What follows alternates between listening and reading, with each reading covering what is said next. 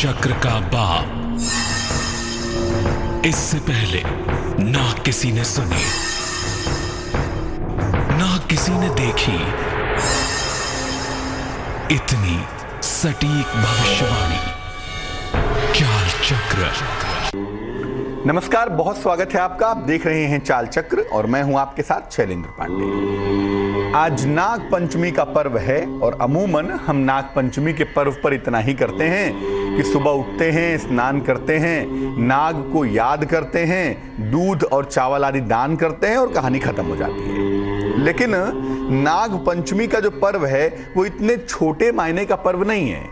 नाग पंचमी का पर्व एक अत्यंत विशेष पर्व है और ज्योतिष में राहु और केतु को हम सर्प की तरह ट्रीट करते हैं। इसीलिए राहु और केतु को अमूमन सर्पवत कहा जाता है, सर्प के समान, नाग के समान कहा जाता है।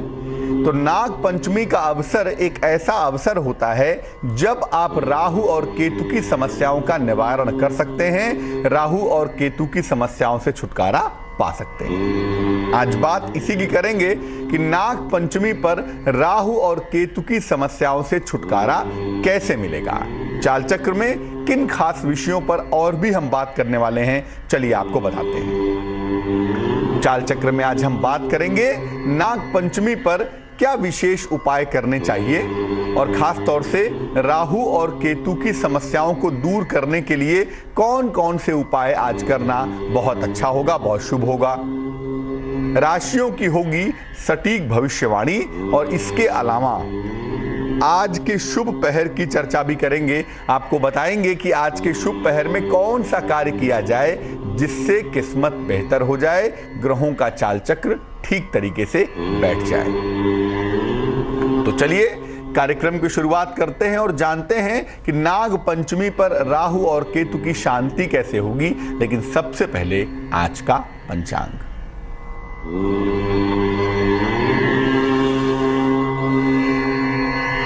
आज तिथि है श्रावण शुक्ल पंचमी। श्रावण मास के शुक्ल पक्ष की पंचमी तिथि है आज। नक्षत्र है उत्तरा फाल्गुनी और आज ही हस्त नक्षत्र भी है। उत्तरा फाल्गुनी उपरांत हस्त नक्षत्र। चंद्रमा कन्या राशि में संचरण करेंगे और चंद्रमा के इस चाल के आधार पर हम ये समझेंगे कि आपका दिन आज कैसा रहने वाला है। राहु काल का जो समय है वो शाम को 4:30 से तकरीबन 6 बजे तक का समय है। इसमें कोई भी नया और शुभ कार्य आप ना करें तो ज्यादा बेहतर होगा। पश्चिम दिशा की तरफ यात्रा करने की मनाही है, तो बेहतर होगा पश्चिम दिशा की तरफ यात्रा ना करें।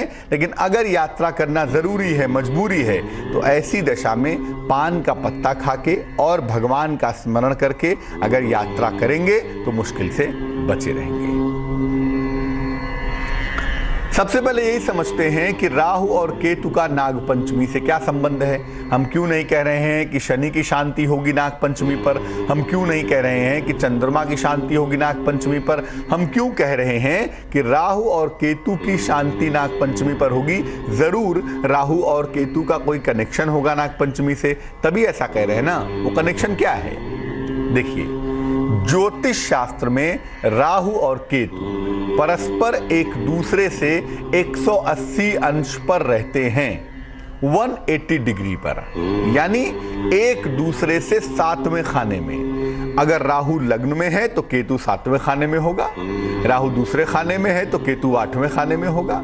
यानी जहां पर राहु होगा उसके ठीक 7वें खाने में सप्तम भाव में केतु विद्यमान होगा। 180 डिग्री पर एक दूसरे से मौजूद होते हैं, विद्यमान होते हैं। राहु और केतु को सर्प का प्रतीक मानते हैं। राहु को सर मानते हैं और केतु को पूंछ मानते हैं। अब इसी चक्कर में गड़बड़ी ये भी होती है कि लोग कहते हैं कि राहु और केतु खराब हैं, इसीलिए कुंडली में काल सर्प योग है, उसकी शांति नाग पंचमी पर कर लो। पहले बता दूं, काल सर्प योग कुछ नहीं होता, ऐसा कोई भी योग नहीं होता। और जिस योग की लोग बात करते हैं ना, वो योग दरअसल राहु के निगेटिविटी का योग है। अब राहु के निगेटिविटी को आप काल सर्प कहिए या जो भी चाहिए कह लीजिए, लेकिन मामला शुद्ध रूप से राहु और केतु का ही होता है। और ज्योतिष शास्त्र में राहु और केतु को सर्प का प्रतीक मानते हैं। राहु सर है और केतु पूंछ है।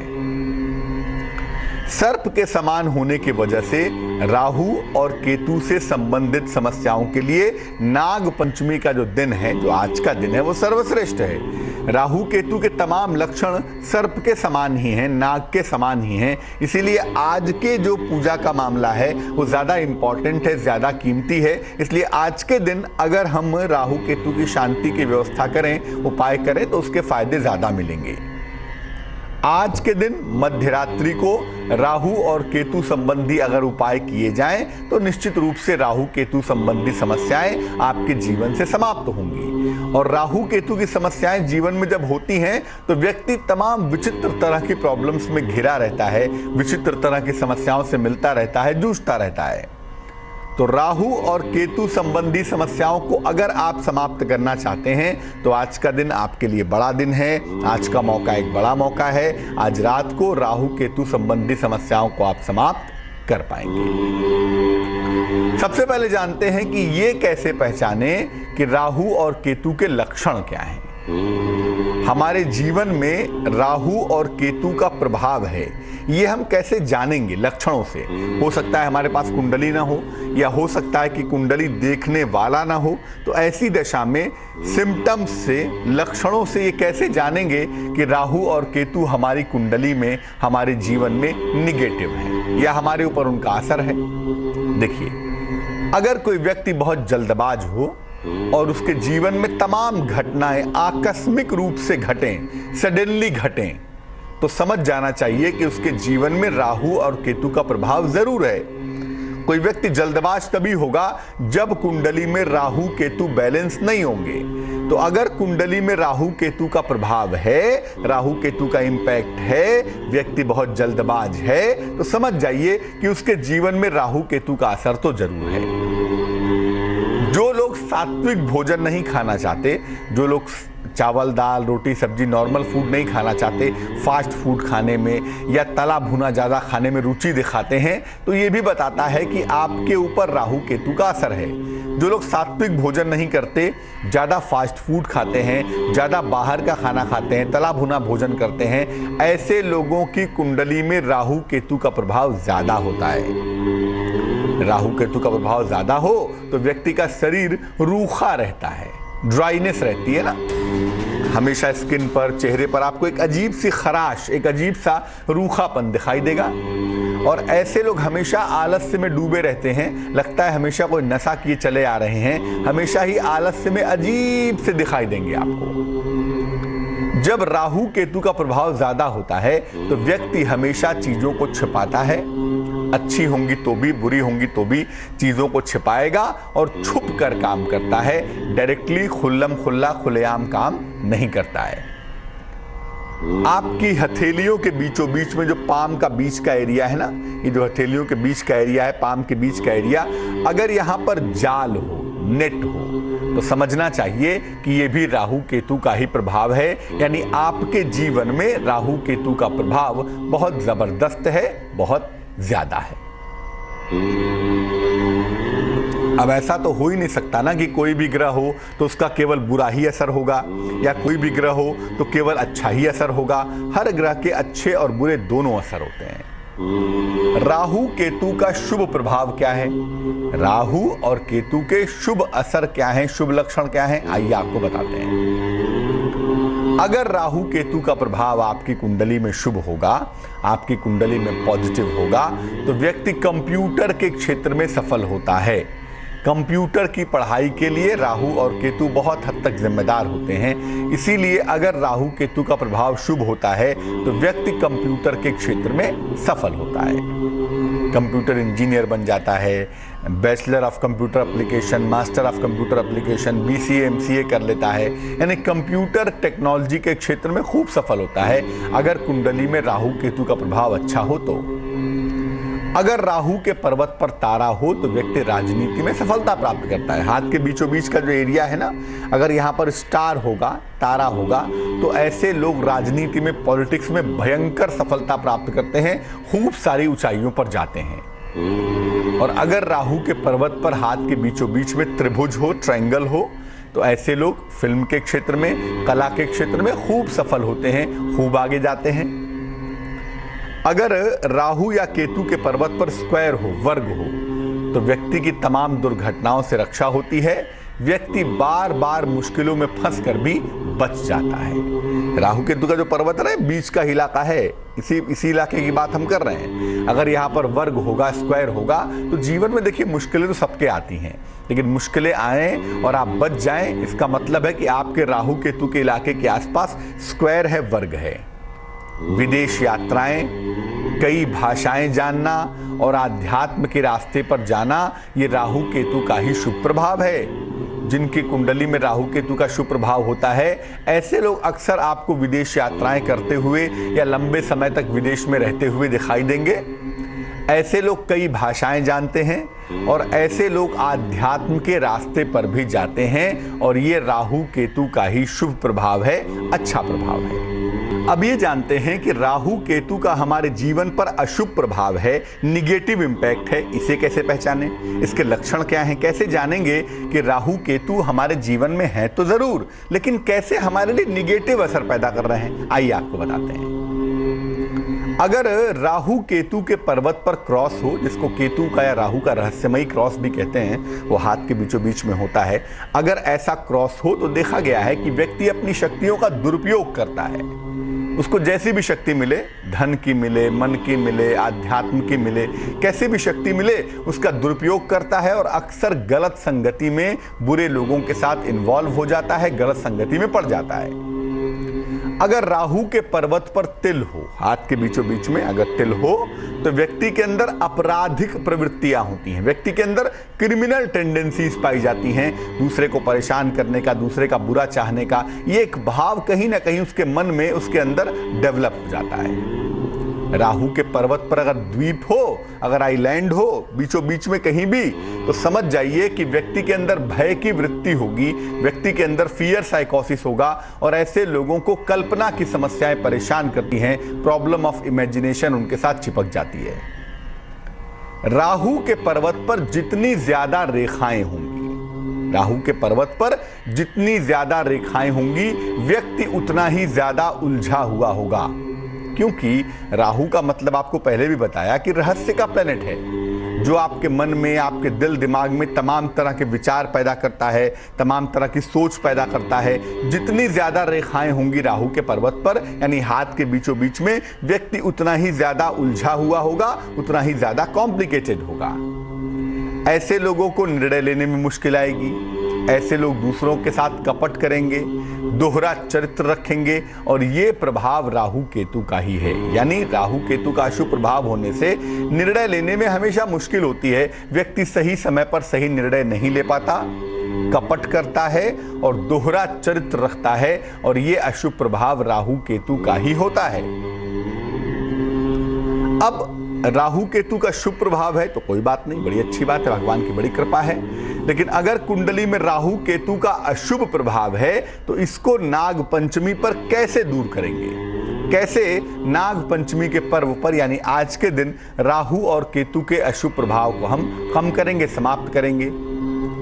अगर राहु और केतु खाने पीने की आदत बिगाड़ रहे हों, मन फास्ट फूड की तरफ भाग रहा हो, मन अभक्ष की तरफ भाग रहा हो, ऐसे भोजन की तरफ जा रहा हो जो अच्छा ना हो सेहत के लिए और दिल दिमाग के लिए, तो प्रातः काल उठकर चंदन का तिलक लगाएं, माथे पे लगाएं या कंठ पे लगाएं, और तुलसी के 2 पत्ते जरूर खाएं सुबह खाली पेट ब्रश करने के बाद। पहली बात।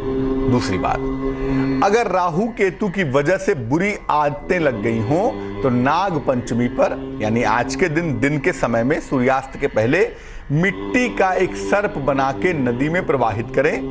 मिट्टी खरीद लाएं, बाजार में मिट्टी आपको मिल जाएगी, आजकल तो मिट्टी बाजार में आराम से बिकती भी है बच्चों के बनाने के लिए, तमाम तरह की चीजें। तो ऐसी मिट्टी ले आएं, नदी के किनारे से मिट्टी ले आएं और मिट्टी का सर्प एक बना लें, पतला सा प्रतीकात्मक सर्प, और इसको नदी में प्रवाहित करें। इससे राहु केतु की जो बुरी आदतें हैं, जो निगेटिव प्रभाव है, वो आपके जीवन से समाप्त होगा। राहु केतु की वजह से अगर जीवन में बार बार उतार चढ़ाव हो रहा हो, अप्स एंड डाउन्स हो रहा हो, तो 7 तरह के अनाज, अलग अलग अनाज और दालें भी इस्तेमाल कर सकते हैं, ग्रेन्स एंड सीरियल्स, अनाज और दाल दोनों भी जैसे भी चाहिए, कुल मिला के 7 अलग अलग तरह के होने चाहिए। इसको दान करने से उतार चढ़ाव से बचेंगे। अगर भय की वृत्ति है, कल्पना की समस्या है, तो नीम की लकड़ी जला लें और पीली सरसों उसमें 108 बार, 1 2 ऐसे करके 108 बार डालेंगे। कोई मंत्र नहीं पढ़ेंगे, हर बार सरसों डालने के साथ ही प्रार्थना करेंगे कि आपके मन में जो भय की वृत्ति है, मन में जो बेवजह की उलझने हैं, मन में जो बिना कारण की चिंताएं हैं, वो दूर हो जाएं। राहु केतु से संबंधित कोई भी समस्या हो तो नाग पंचमी के दिन यानी आज के दिन नीले कपड़े में सफेद चंदन का छोटा सा टुकड़ा बांधकर या तो गले में पहन ले या तो दाहिनी भुजा में बांध ले। ऐसा करने से निश्चित रूप से राहु केतु की छोटी से छोटी और बड़ी से बड़ी समस्या दूर हो जाएगी। स्वागत है आपका ब्रेक के बाद। आप देख रहे हैं चाल चक्र। ब्रेक पर जाने के पहले हमने ये बात की कि नाग पंचमी के दिन अर्थात आज के दिन राहु और केतु को कैसे शांत करेंगे, राहु और केतु की मुश्किलों से छुटकारा कैसे पाएंगे। चलिए चर्चा को आगे बढ़ाते हैं और जानते हैं कि चाल चक्र में अब हम क्या खास बताने वाले हैं।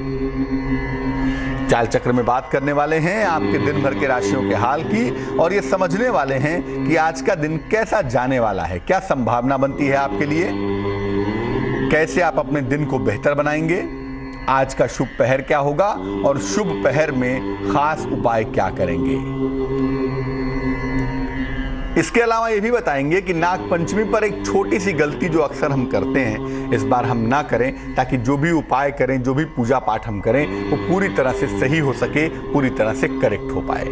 चलिए चर्चा को आगे बढ़ाते हैं और बात करते हैं मेष राशि की। मेष राशि, सेहत का बहुत ध्यान रखिए, सेहत आपकी बिगड़ सकती है।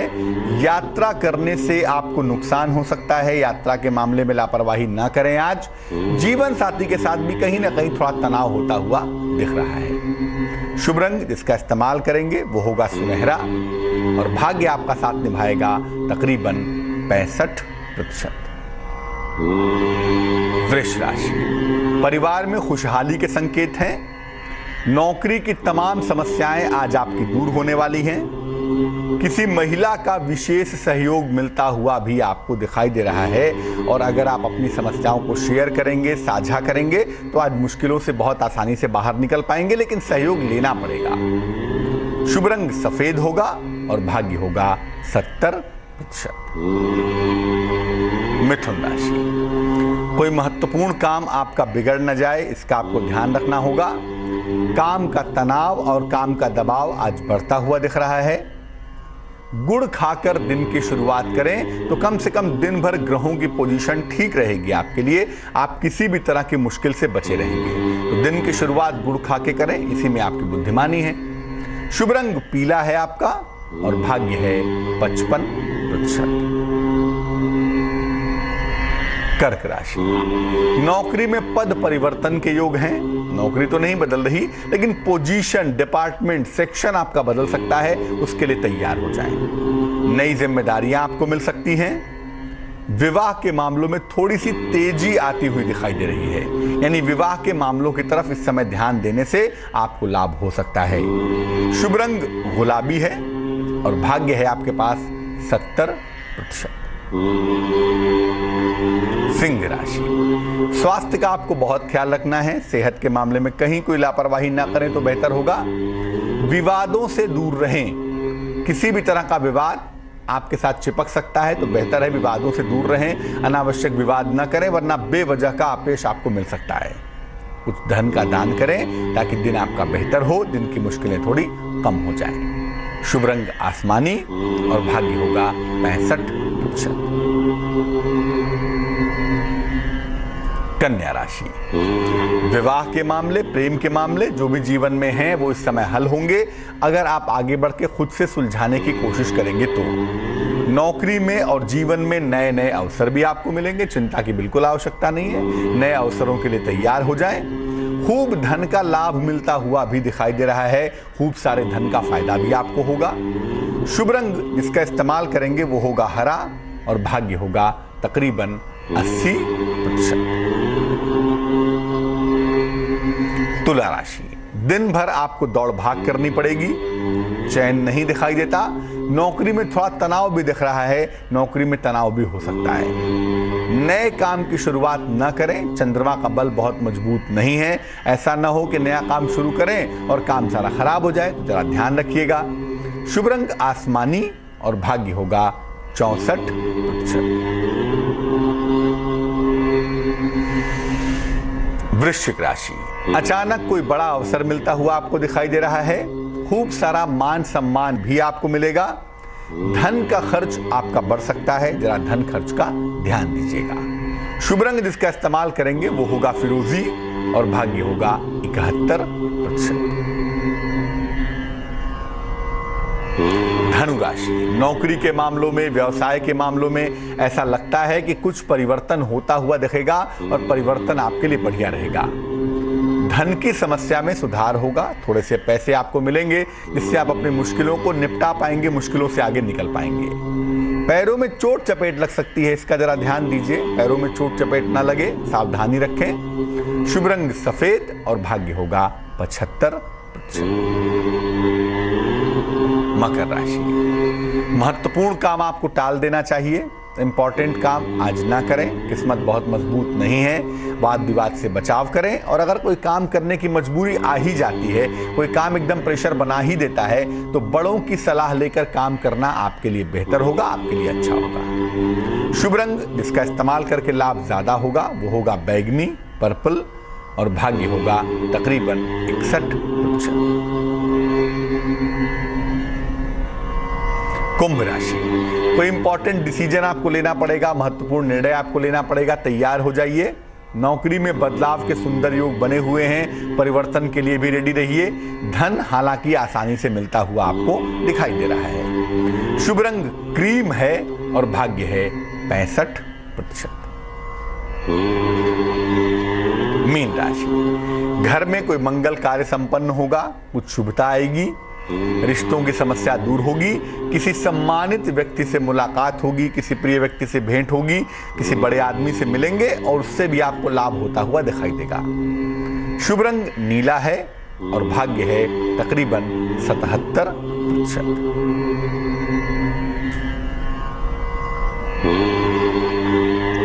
एक दर्शक जुड़ रही हैं लखनऊ से हमारे साथ, उनसे बात करते हैं। बताइए। हाँ नमस्ते पंडित जी। नमस्कार, बताइए। पंडित जी मुझे अपने हस्बैंड के बारे में पूछ रहे हैं। डेट ऑफ बर्थ क्या है उनकी? 5/2/1967। 5/2/1967। हाँ जी। समय बताइए। पंडित जी समय तो सही से नहीं पता चल रहा है, वो कुछ हिंदी में लिखा है 11:05 घंटे 11:20-26 कर दिया है। अच्छा, 1 से 9 के बीच में कोई संख्या बताइए। 6। मुझसे क्या प्रश्न है?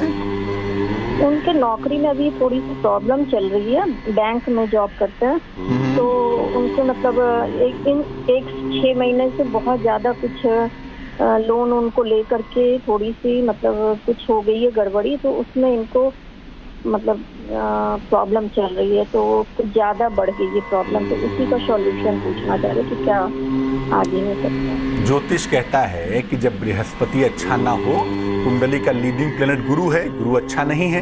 अब ऐसी दशा में जब बृहस्पति अच्छा नहीं होगा तो इस तरह की मुश्किलें परेशान करेंगी। बड़ा स्वाभाविक सा मामला है इस कुंडली में और वो बहुत साफ तौर से हम देख पा रहे हैं।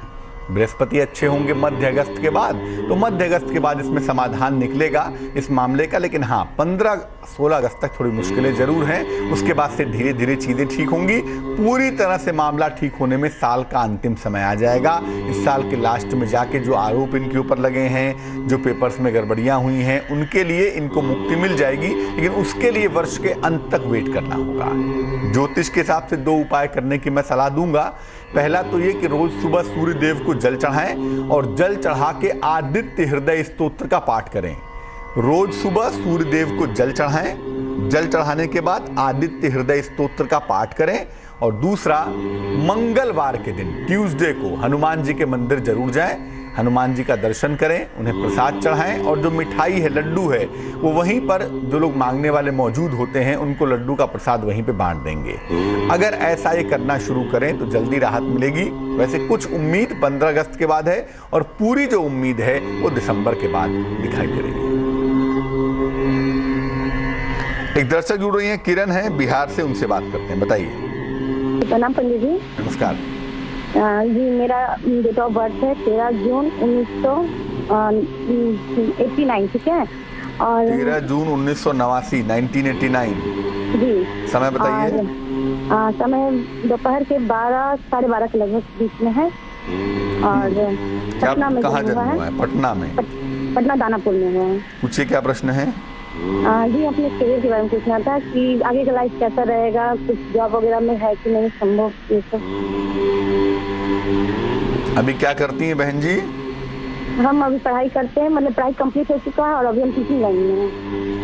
कन्या लग्न है आपका, राशि भी कन्या है, बृहस्पति नामक ग्रह कुंडली के 9वें खाने में बैठा हुआ है और 9वें खाने का मालिक शुक्र है। शुक्र नामक ग्रह कुंडली के 10वें खाने में बैठा है, बुध शुक्र में इंटरचेंज भी है। ऐसी दशा में इस कुंडली में एक तो हम कला की, संगीत की, मीडिया की, ग्लैमर की, इन क्षेत्रों में जाने की सलाह दे सकते हैं। और दूसरा, चूंकि वृषभ राशि डोमिनेट कर रही है, वृष राशि का मालिक भी डोमिनेट कर रहा है। शुक्र को कहते हैं दैत्य गुरु है, आचार्य है। शुक्र भी गुरु के पद पे शुक्र भी प्रतिष्ठित है, इसीलिए टीचिंग का कैरियर भी अच्छा कैरियर हो सकता है। तो ग्लैमर का, फिल्म का, मीडिया का, मॉडलिंग का ये कैरियर। और दूसरा सबसे बढ़िया होगा कि आप एजुकेशन के क्षेत्र में प्रयास करें। अगले वर्ष 2017 में आपको गवर्नमेंट जॉब मिल सकती है। इस कुंडली की देखो मुश्किल ये है कि मंगल कमजोर है और मंगल के कमजोर होने की वजह से सेहत का आपको हमेशा ध्यान रखना है, गाड़ी आदि चलाने में सावधानी रखनी है। और चूंकि महिला है, कन्या लग्न है, तो आपको मोटापे से भी बचना है, क्योंकि इस कुंडली में एक बार मोटापा बढ़ना शुरू हो गया तो फिर उसको डाउन कर पाना कठिन होगा। कुंडली को बढ़िया करने के लिए, करियर की मुश्किलों को दूर करने के लिए एक पन्ना बनवा के जरूर पहने, ताकि बुद्धि और स्वास्थ्य ठीक रहे।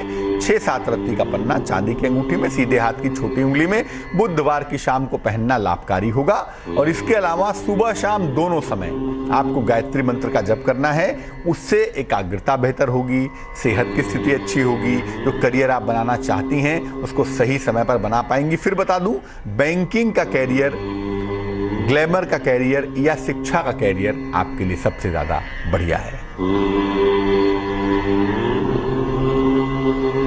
एक दर्शक जुड़ रहे हैं इलाहाबाद से, कृष्णकांत हैं, उनसे बात करते हैं। कृष्णकांत जी बताइए। हाँ, ये हमारी लड़की की डेट ऑफ बर्थ है 28/10/82, समय है 28/10/82, समय बताइए। 7:53 शाम को।